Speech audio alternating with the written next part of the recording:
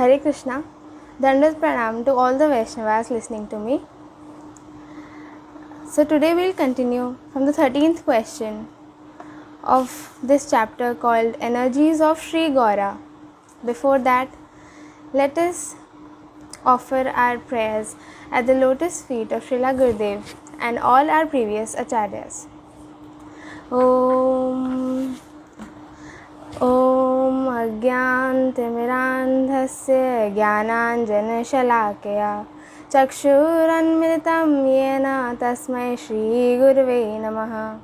हे कृष्णा करुणा सिन्धु दीनबन्धु जगत्पते गोपेश गोपिका कान्त श्रीराधा कान्त नमोस्तुते।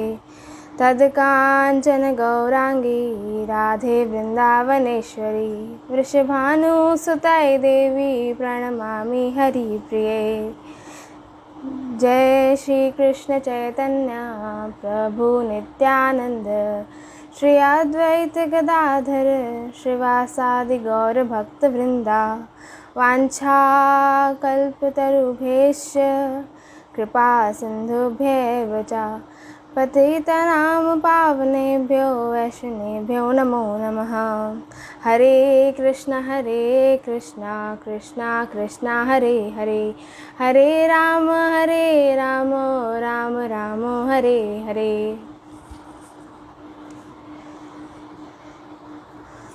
So the 13th question is, do the devotees of Sri Gaura know the difference between Aishwarya and Madhurya Ras? Answer is, the servants of Sriman Mahaprabhu know very well about the subtle differences between the mood of servitorship and to Narayana, that is mixed with Aishwarya, opulence, and the mood of servitorship to Krishna, that is mixed with Madhurya, which is sweetness. With that, we finish our 9th chapter and we come to 10th chapter, which is called The Abode of Sri Gaura. First question is there any difference between Sri Gaura Mandal and Vraja Mandal? Answer is, I will not differentiate between the residents of Gaura and Vraja. In this way, I will always reside in Vraja, see the actual form of the Dham, and become a maid servant of Radharani. Second question is, why have Navadvipa, Vraja and Goloka manifest differently even though they are one in truth? Answer is, Navadvipa Mandala, Vraja Mandala and Goloka are one indivisible truth. They have manifested differently because of their unlimited different loving sentiments. Third question is, what pastimes does Lord Krishna perform in Goloka, in Vraja and in Svetadvipa? Answer is, Goloka, Vrindavana and Svetadvipa are the interior of spiritual sky. In Goloka, Krishna performs his Swakiya pastimes, in Vrindavana his Parakriya pastimes, and in Svetadvipa the remainder of his pastimes. In truth, there is no difference between Goloka, Vrindavana and Svetadvipa. Sri Navadvipa is non-different from Svetadvipa and it is also non-different from Vrindavana. Fourth question is, why is Navadvipa called the abode of Audarya? Answer is, because Sri Gaurachandra appeared in Navadvipa, it is the crest jewel of all holy places. Offenders are punished at other holy pilgrimages places, but they are purified in Navadvipa Dhama. Examples of this are the two brothers Jagai and Madhai, who committed great offences yet still received Nitai Gaur. Fifth question is, When can one see the nature of the spiritual abode? Answer is, through eyes affected by material illusion, one will see only a small house, some earth, water, and a few articles. Nevertheless, if Maya becomes merciful and lifts her covering, one will see a vast spiritual dwelling. Question 6 is, why is Godruma non-different from Nandagrama? Answer is, Godruma is non-different from Nandishwara, the home of Nanda Maharaj, and the Koran cowherd men. Gauranga performs various pastimes here. Having eaten some milk products at a cowherd's house, Nimai goes with his Gopa friends and herds the cow.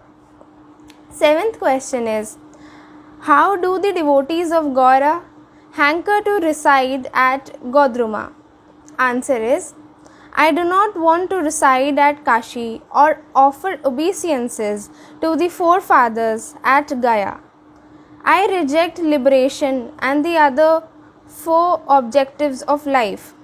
I am not afraid of going to hell or suffering in the material world if, by the mercy of the Lord, I get an opportunity to live in Sri Godruma. 8th question is, what prayer do the devotees of Gaura make to Kolavdvipa?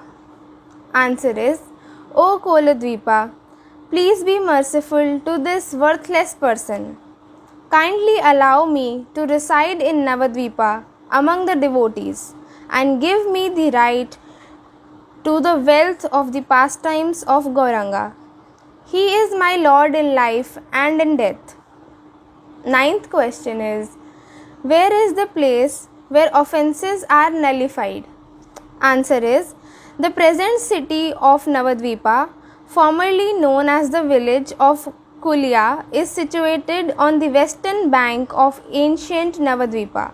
This is the place where the offences of Devananda Pandit and Gopala Kapila were nullified. In those days, one had to cross a branch of the Ganges to go from Vidyanagara to Kulia, and to go from Kulia to Navadvipa, one had to cross the main river of Bhagirathi, another name of Ganges. Even today, one can see the ruins of those places, such as Chinadanga, which was formerly situated in Kulia and is now known as Kolera Ganja.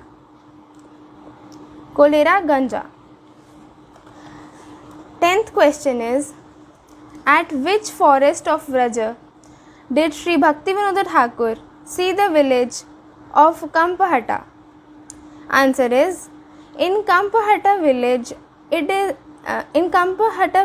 is a Kampaka forest from which the Gopi Kampakalata gathers flowers to make garlands for Radha and Krishna. This place is non-different from Khadi Ravana in Vraja, where Krishna and Balarama take rest. 11th question is, at which forest did Sri Bhaktivinoda Thakur see the island of Modadruma? Answer is, the forest of Modadruma is non-different from Sri Bhandiravana in Vraja, where the birds and beasts are all spiritual entities. 12th question is, what blessings did Sri Bhaktivinoda Thakur bestow upon the residents of the world of Kali, Calcutta? Answer is, O brothers of Calcutta, you are the glorious because you are living in a place that used to be the village called Varahanagara. Because Sri Gauranga performed his pastimes there, that place is non-different from Sri Vrindavana. Because Bhagavatacharya, a most intimate associate of Sri Gauranga, performed his devotional service there. It is an auspicious place. O devotees who live in Calcutta, when will we become absorbed in the chanting of the holy name of Krishna together in the transcendental grooves of Shyama Manjari? It is most unfortunate that we abandoned gold in our own yard and searched for gold in other countries. With that, we finished the 10th chapter. Now, let us start the 11th chapter, which is called Sri Mayapura. First question is, what is the nature of Sri Mayapura? Answer is, the great holy place of Mayapura is a manifestation of Sri Gokula in this age of Kali, and it is extremely potent. As Purnamashi is in charge of Vrindavan, so Sri Prodamaya, popularly known as Podama, is in charge of Mayapura. Among the 7 great holy places, such as Ayodhya, Haridwara and Maya, there is a holy place known as Maya Tirtha, situated at Haridwar and Gaudadesha.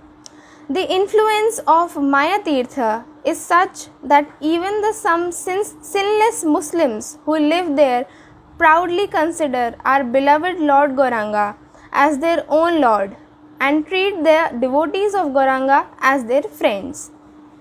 Second question is, how eager was Sri Bhaktivinoda Thakur to discover the lands of Gauranga's birth? Answer is, poor sinful persons like us have become extremely eager to see the places of the pastimes of the Lord and his associates. When the devotees of Vraja became very eager to see the places of Sri Krishna's pastimes, Sri Chaitanya Deva, who is the ocean of mercy, empowered Sri Sanatan Prabhu and showed him the 2 paddy fields of Sri Radhakunda and Sri Shyamakunda. Now, by the mercy of Sri Sanatan Goswami, everyone is relishing the glories of these 2 holy places. O dear devotees of Gauranga, who are present today, such as Sri Jagannatha Dasa, we fall at your lotus feet and pray with folded hands that you take the position of Sri Sanatan Goswami and ascertain the places of Sri Mayapura. You are our spiritual master, to whom else will we pray? Third question is, what instructions did Sri Bhaktivinoda Thakur receive in this regard? Answer is, I felt that I was spending my days uselessly. I did not accomplish anything. I thought, I will build a cottage in a secluded place in the forest on the banks of Yamuna in Mathura and Vrindavana, and then I will worship Krishna. Once in the course of my work, I went to Tarakeswara. When I slept at night, the Lord appeared and said to me, are you planning to go to Vrindavana? What did you do about the work that is pending near your house in Navadvipa? Fourth question is, how did Sri Mayapura manifest? Answer is, every Saturday I went to Navadvipa and searched for the places of the Lord's pastimes, but I did not find anything, so I felt great distress. At that time, the people of Navadvipa were simply interested in filling their bellies, and they did not make any endeavor to find the place of the Lord's pastimes. One evening, myself, Kamal, and a clerk went up on the roof and were looking around. I saw a brightly shining building on the other side of the Ganges, on the northern side. The next morning, I went up to the roof of the Queen's house and carefully looked at that place. And I noticed that there was a palm tree on that very site. When I inquired from some people, they said that place was known as Balala Dighi, where the remains of Lakshmana Sena's palace were present. The following Monday, I went back to Krishnanagara and then returned to see Balala Dighi on Saturday. Again I saw that wonderful vision. That night and the next morning I walked to see that place. After inquiring from the old people who lived there, I understood that it was the birthplace of Shriman Mahaprabhu. I gradually visited all the nearby villages which are described in Bhakti Ratnakara of Sri Narahari Thakur and Sri Chaitanya Bhagavata of Sri Vrindavan Das Thakur. Thereafter, at Krishnanagara, I composed the book Sri Navadvipa Dhama Mahatmya and sent it to Calcutta for printing. When I explained all these things in detail to Dwarika Babu, an engineer from Krishnanagara, he understood my desire and drew a map of Navadvipa Mandala. This map was printed inside the book Sri Navadvipa Dhama Mahatmya in a simplified form. Fifth question is, what was Sri Bhaktivinoda's desire regarding Sri Mayapura? Answer is, there is a beautiful place on the southern corner of Ballaladigi where a beautiful temple can be built, and the worship of the deities of Sri Gauranga, Vishnupriya and Sachi Mata can be performed, as well as deity worship. Various other activities can be performed, such as providing a guest house for pilgrims, a huge festival in March to April, and the protection of the Lord's birthplace can easily be carried out. Sixth question is, in whose heart did the desire to revive Sri Navadvipa Parikrama first appear? Answer is, it is the custom that Navadvipa Parikrama should begin from Sri Mayapura. At present, there is no place in Mayapur where pilgrims can spend the night. The duty of rich householder Vaishnavas is to build a huge column at the birthplace of Shriman Mahaprabhu immediately. A huge flag and a bright light should be placed on top of his column to mark Sri Jagannath Mishra's house. Seventh question is, what is the history of Sri Mayapura? Answer is, the small villages of Sri Ganganagar and Bharadwaja Tila belong to Antardvipa. The school of Sri Gangadasa Pandit was situated in Ganganagar. The tract of land that is found on the northeastern side of Mayapur has been there since the time of Srinivasa Acharya Prabhu, as described in Bhakti Ratnakar. From there, one can see the place Suvarna Vihara. It is stated in the Tantras that this is where Lord Brahma, the creator of the universe, performed austerity. Long ago, a small river called Bagdevi flowed through Antardvipa and the eastern portion of Mayapur down to the Ganges. At this time, the temple of Pradhamaya was situated on the banks of Bagdevi. Students used to first take bath in the river, and after presenting their credentials in the Pradhamaya temple, they received their academic degrees. A little southeast of Sivodaba, the dry riverbed of Bagdevi can still be found. Eighth question is, did Sri Bhaktivinoda exhibit intense eagerness to discover the lost places of Sri Gaura's pastimes? Answer is, O devotees, give up other desires and thoughts for now and try to discover the lost places of this great Tirtha. Your research will not be as difficult as the research undertaken by astrologers like Bhaskaracharya and Aryabhatta. They were mundane scholars. Therefore, while researching material subjects, they were forced to undergo various difficulties, such as inventing many material machines. O devotees who are mad after Nityananda, you do not belong to this world. If you wish, you can easily do everything.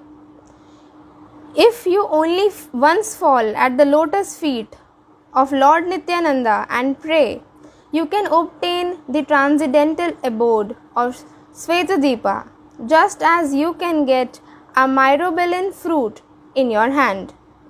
If you cry while rolling on the surface of Panchatattva's spiritual abode and exclaim, O Gauranga, O Vishnupriya, O Lord Nityananda, O Lord Advaita, O Gadadhar, O Srinivasa, then Panchatattva will mercifully show you all the places.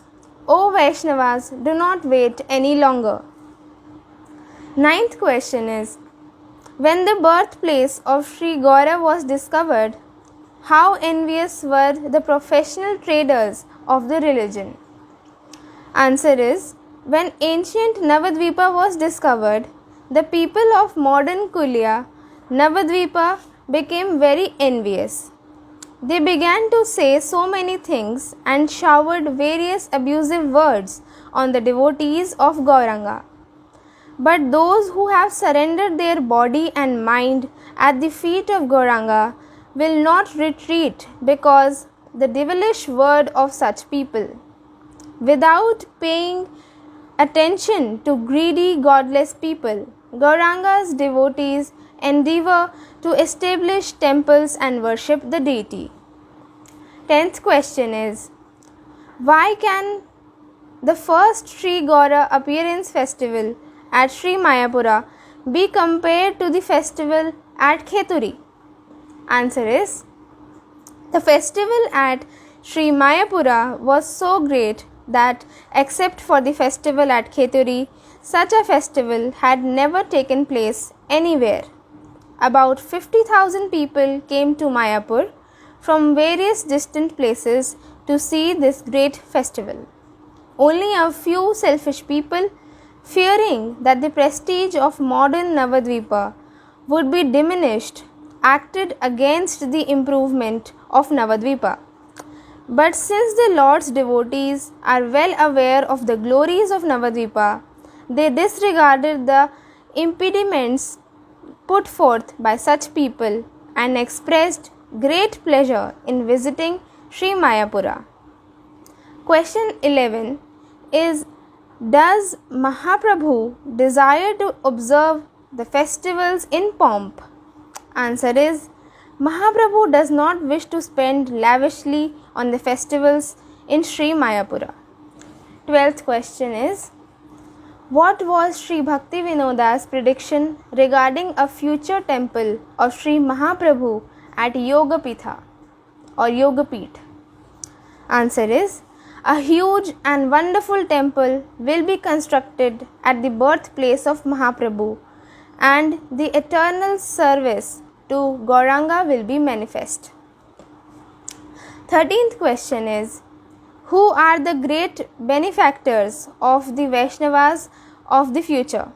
Answer is, those who are trying their best to keep intact the flow of service to Sri Mayapur will be considered the benefactors of the future world of Vaishnavas. 14th question is, what was Sri Bhaktivinoda's prediction regarding Sri Mayapur becoming world famous? Answer is, those who take birth as devotees in various races and in many distant countries will one day desire to come and see the birthplace of Sri Mahaprabhu. 15th question is, what concept did Sri Bhaktivinoda, a follower of Sri Rupa, have to take Sri Gaurasundara to Sri Mayapur? Answer is, I long to take the Lord back to Mayapur, where, shining in the trees of a young boy with curly long hair and his dhoti folded thrice, he performs pastimes with his young friends in Isodhanaya, his own garden. Of course, this sannyasi is my Lord, and I am his servant. The different appearances the Lord assumes are just part of his unlimited pastimes, but still my heart longs to take the Lord back to Srivasa Pandit's temple on the bank of Prathukunda. With this, we finish the 11th chapter. Now moving on to 12th chapter, which has the title Abode of Sri Krishna. First question is, what is the order of places from Devi Dham to Hari Dham? Answer is, first there is Devi Dham, this material world, which consists of 14 worlds such as Satyaloka. Above that is Siva Dham. A portion of this dham is dark and known as Mahakala. Beyond this darkness is the great illuminating abode of Sada Siva. Above this Hari Dham, the spiritual abode of Vaikuntha. Second question is, has the Vedas described that there is no variegatedness in Vaikuntha? Answer is, in some places the Upanishads say that the Supreme Brahman is impersonal.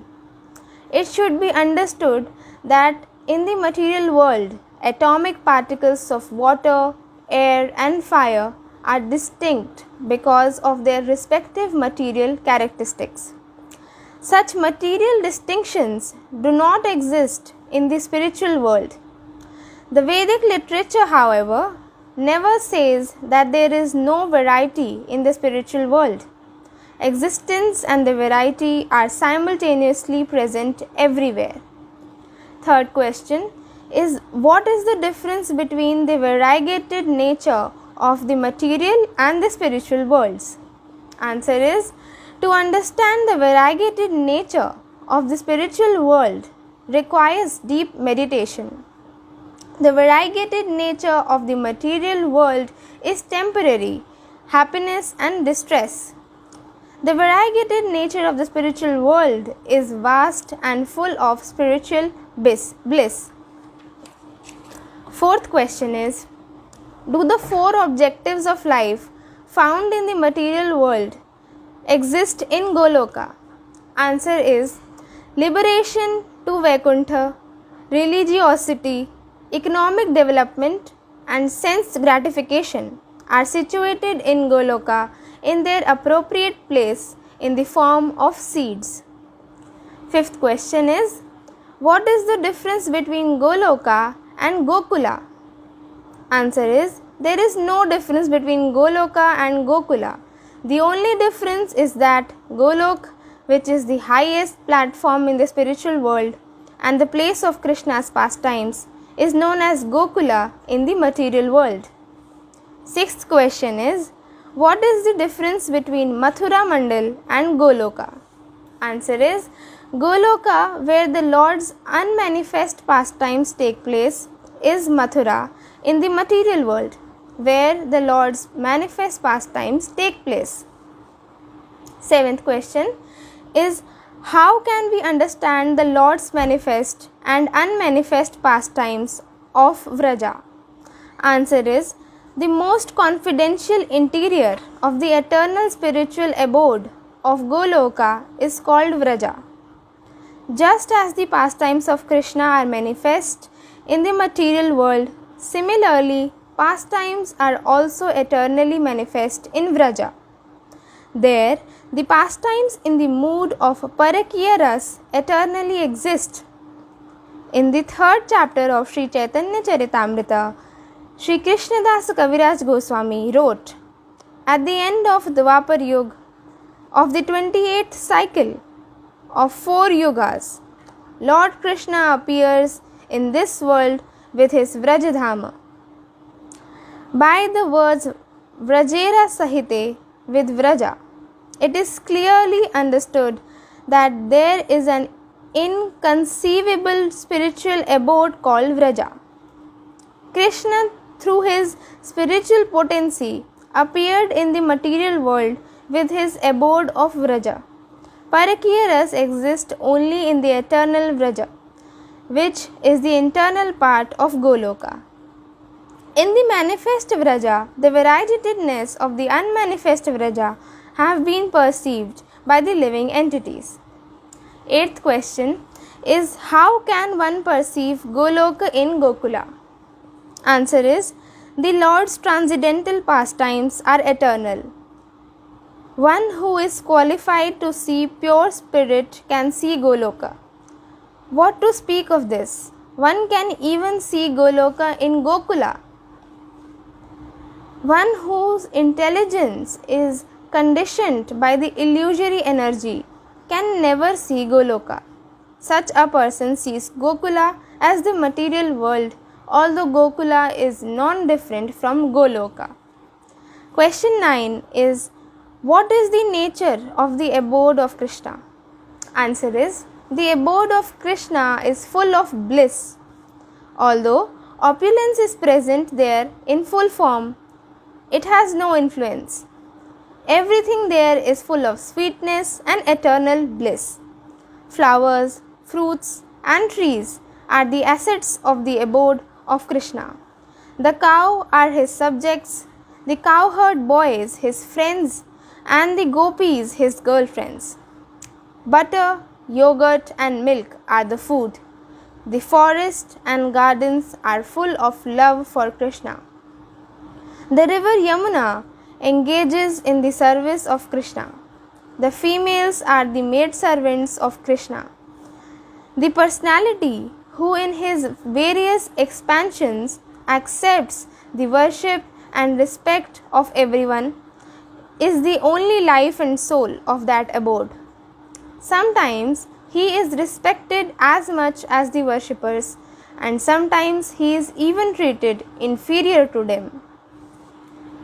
10th question is, what is the nature of the pastimes in Goloka? Answer is, Goloka is the eternally perfect transcendental abode. Therefore, the sentiments of the pastimes make perfect the flow of rasa. Question 11 is, who is qualified to see the abode of the Lord? Answer is, both Vraja and Navadvipa appear mundane in the eyes of materialistic persons. Fortunate souls who are endowed with spiritual vision are able to see the Lord's abode. With that, we complete 12th chapter of Sambandha Path. Let's move on to the 13th chapter, which is called Abode of Sri Purushottama. First question is, how did Sri Bhakti Vinoda cultivate his Krishna consciousness at Purushottama? Answer is, I engaged Gopinath Pandit to help me study the scriptures at Jagannath Puri. At first, I studied from him the entire 12th canto of Srimad Bhagavatam with Sridhara Swami's commentary. At the same time, Harihar Das Mahapatra and Markendya Mahapatra began to study with me. But after 5 or 7 days, they were so much behind that they began to take lessons from me. Before they had studied logic and Vedanta in Nadia and Kashi, I scrutinizingly studied the scriptures at Puri. After completing the study of Srimad Bhagavatam, I copied and studied the Satsandarbhas. Thereafter, I copied the Govinda Bhasya commentary of Baldeva Vidyabhushan on Srimad Bhagavatam and studied it. Then, I thoroughly studied Bhakti Rasamrit Sindhu and copied the book Hari Bhakti Kalpa Latika. I began to compose something of my own. At Puri, I compiled the Sanskrit book Datta Kaustubha. I also composed most of the verses of Sri Krishna Samhita. A few persons like Paramananda and Nityananda used to study Srimad Bhagavatam from me. At that time, the assembly of devotees met our house near Sri Jagannatha Vallabh garden. Many learned scholars such as Narayana Das, Mohan Das, and Harihar Dasa from the northern side of Puri began to attend the assembly. A Babaji Raghunath Dasa was against our assembly and stopped some people from participating in it. He was living at Hatti Akhada. Raghunatha Das Babaji was a self-realized soul and therefore he knew everything. Soon he made friends with me and he said, "Seeing you without tilak and neck beads, I have disrespected you. Please forgive me." I said, "Babaji Mahashay, where is my fault? The initiating spiritual master gives tilaka and beads. The Lord has not given me an initiating spiritual master yet. I only chant the holy names of Hari on beads. In such a situation, is it proper for me to put on tilak and neck beads on my own?" Babaji Mahashay understood everything and praised me. He began to bestow mercy on me and I remained under his guidance. In between the Tota Gopinath Mandir and Haridasa Thakur's Samadhi was the Satsang Bhajan Kutira, where many detached Babajis used to constantly do their bhajana. Swarupadas Babaji was also doing this bhajan there. He was wonderful Vaishnava. He would do his bhajana the whole day inside the kutira. In the evening, he would come out in the courtyard and offer obeisances to Tulsi. He would dance and cry while singing the holy names of Krishna. That was when Vaishnavas would go to see him and someone would take a handful of Mahaprasada for him. He would not take more than required to satisfy his hunger. At that time, someone would recite Chaitanya Bhagavat for him. At 10 o'clock at night, Babaji Mahashay would return to his kutir and engage in his bhajana.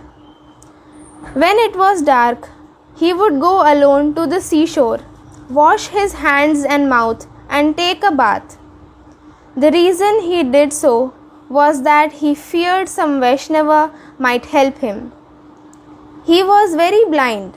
Only Mahaprabhu knew how he went at night to take bath in the sea.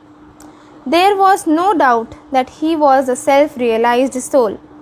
He was completely aloof from worldly thoughts. Sometimes I used to go and see him in the evening. He would speak sweetly to any stranger that came to see him. He gave me this instruction: you should never forget Krishna. Second question is, how did Sri Bhaktivinoda Thakur performed his bhajan at Jagannath Puri?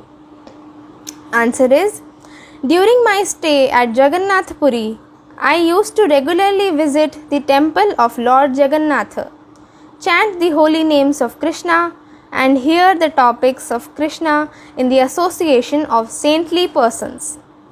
I was not satisfied if I did not eat the Arher Dal Mahaprasada of Jagannatha. Every day, as soon as I used to enter the temple, someone would appear from nowhere to give me Arher Dal. On one side of the temple was a courtyard called Mukti Mandap, where only the administrative Brahmins were eligible to sit. They all were Mayavadis. I did not feel happy going to that side. Therefore, I usually remained within the temple of Sri Lakshmi Devi or sat down near the lotus feet of Sri Mahaprabhu. When I used to sit there, many learned scholars from Mukti Mandap would regularly come and join me. I named our place the courtyard of the devotees. Gradually, it became an assembly of learned Vaishnav scholars. Just as the temple of Sri Jagannatha Deva is huge and enchanting, similarly his service is also wonderful. All his pastimes overwhelm the hearts of everyone. Between 500 and 700 people would be present in the temple to see daily festivals such as Sandhya Aarti. What a blissful event! In the course of their travelling to the holy places, many pilgrims from all over India would come here. One's eyes became satiated by seeing such a sight. Many people came there to participate in the festivals of Holi and Ratha Yatra. I was entrusted with the responsibility of looking after them. What can I write about the amount of trouble and hard labor that I faced to guide the pilgrims at Puri in those days? I became the object of many people's anger while trying to arrange for the pilgrims' darshan and prasada. Many temple administrators, including the king, sometimes acted unlawfully to fulfill their own self-interest. I made enmity with the king and his men while trying to stop their unlawful activities. But since Lord Jagannatha Deva supported me, no one could cause me any harm. I spent 5 years in the service of Sri Jagannatha Deva. I shifted my residence a few times at Sri Purushottam Kshetra. In 1280 Bengali era, in the month of February, Bimala and Ramachandra were born. Their auspicious grain-giving ceremonies were performed with the Mahaprasada of Sri Jagannatha Deva. We gave up all fruitive activities and became attached to Mahaprasada. That would be all for today's session. My sincere obeisances at the lotus feet of Srila Gurudev and the supreme couple Sri Sri Radha Krishna. Hare Krishna, Krishna Krishna, Hare Hare, Hare Ram, Ram Ram, Hare Hare, Nitai Gaur Premanande, Hari Hari Bol.